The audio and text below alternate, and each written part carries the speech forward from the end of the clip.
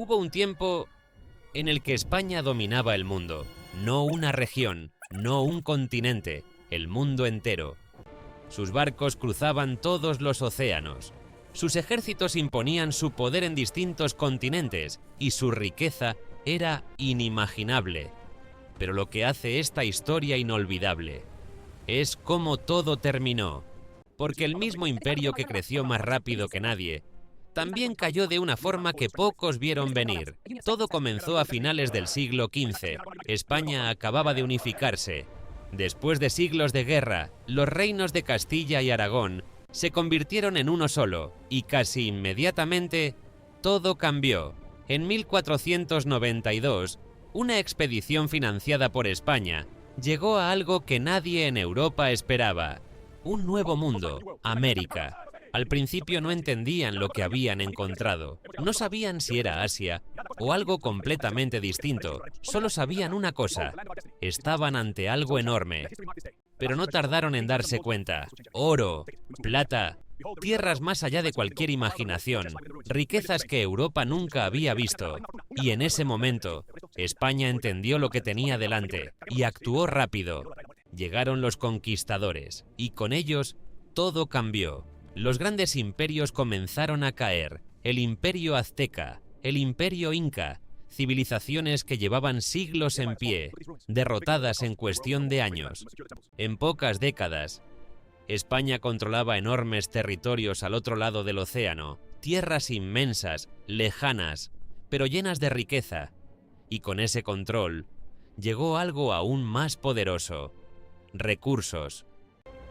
Barcos llenos de plata comenzaron a llegar a España, toneladas, año tras año, una riqueza constante que parecía no tener fin. Cada viaje traía más que el anterior, y con cada cargamento, el imperio se hacía aún más poderoso. España no solo era poderosa, era increíblemente rica, y esa riqueza lo cambió todo. Alimentó su expansión: más ejércitos, más barcos, más poder. Más ejércitos, más barcos, más dominio. El poder de España no dejaba de crecer. En su punto más alto, el imperio español se extendía por América, Europa, Asia y otros territorios. Un dominio que cruzaba océanos y conectaba continentes. Se convirtió en el primer imperio verdaderamente global. Había una frase que lo describía perfectamente: el imperio en el que nunca se pone el sol. Porque en algún lugar del mundo siempre era de día en territorio español. Mientras una parte del imperio dormía, otra seguía creciendo, siempre activo, siempre presente.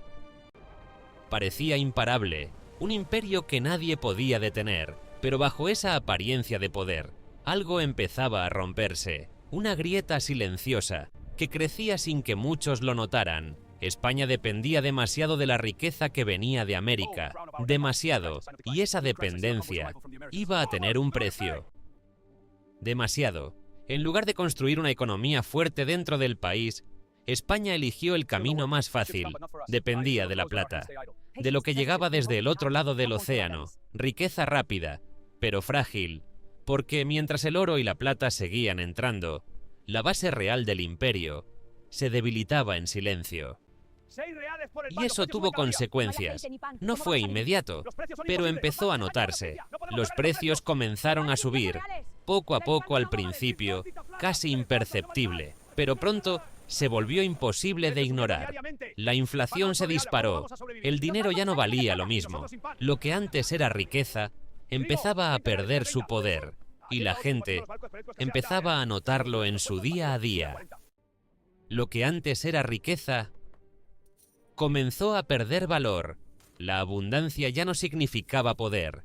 Pero ese no fue el único problema. España estaba constantemente en guerra, y cada conflicto consumía más de lo que el imperio podía sostener. Guerras en Europa, conflictos internos, rebeliones en distintos territorios. El imperio estaba rodeado de problemas. En cada rincón surgía un nuevo conflicto, fronteras que defender, pueblos que controlar, enemigos que enfrentar, y mientras el imperio intentaba sostenerlo todo, comenzaba a desgastarse. Todo eso costaba dinero, mucho dinero. Cada guerra, cada ejército, cada decisión tenía un precio, y ese precio no dejaba de aumentar. Y aunque la plata seguía llegando, ya no era suficiente. Lo que antes parecía inagotable empezaba a quedarse corto. Nunca era suficiente, por más que llegara, nunca alcanzaba. El imperio comenzó a endeudarse, primero como una solución temporal, una salida rápida, una vez, para cubrir lo urgente, pero eso solo fue el principio. Y otra más, y otra. La deuda no dejaba de crecer. Cada nuevo préstamo parecía necesario, inevitable, pero también más peligroso que el anterior. El imperio se acostumbró a depender de ello, a vivir por encima de lo que realmente podía sostener. Y poco a poco, la situación dejó de ser controlable, hasta que la deuda se volvió insostenible y ya no había forma de escapar. Pero el golpe más simbólico estaba por llegar. Aún quedaba un momento que lo cambiaría todo, uno que marcaría el inicio del fin. En 1588, España tomó una decisión que demostraría hasta dónde llegaba su ambición. Lanzó una de las mayores flotas de la historia, una armada inmensa, preparada para dominar el mar, para demostrar una vez más que nadie podía desafiar su poder. La Armada Invencible, así la llamaban, un nombre que reflejaba la confianza y el poder del imperio. Su objetivo era claro, no había dudas, invadir Inglaterra, derrotar a su rival y asegurar, de una vez por todas, el dominio absoluto de España en Europa. Y consolidar su dominio absoluto, ese era el plan. El paso definitivo hacia un poder incontestable, pero nada salió como esperaban, nada. Desde el principio, algo empezó a fallar. Tormentas, el mar, que antes había sido su aliado, se convirtió en su peor enemigo. Errores, decisiones equivocadas, en el momento más crítico y una resistencia inesperada, más fuerte de lo que habían anticipado. El plan empezó a desmoronarse, poco a poco, sin posibilidad de controlarlo, hasta que ocurrió lo impensable. La armada fue derrotada, y con ella, el mito de invencibilidad desapareció. Y con ella, algo más cayó. No solo fue una derrota militar, fue algo más profundo, la sensación de invencibilidad, esa idea de que el imperio no podía fallar, desapareció, y a partir de ese momento, todo empezó a verse diferente. El imperio siguió existiendo, no desapareció de un día para otro, pero ya no era el mismo, algo había cambiado, para siempre. La fuerza seguía ahí, pero ya no imponía respeto como antes, las decisiones pesaban más, los errores se notaban más. Poco a poco, el imperio comenzó a desgastarse, sin un momento exacto, sin un final claro, solo una caída lenta, inevitable. Fue perdiendo poder. Poco a poco, casi sin darse cuenta, territorios, tierras que antes parecían seguras, dejaron de estarlo. Influencia, el respeto que una vez dominó el mundo, comenzó a desvanecerse, y lo que antes era un imperio incontestable, empezó a quedarse atrás. Hasta que finalmente, dejó de ser el centro del mundo, no de golpe, no con un solo evento, sino poco a poco, casi en silencio.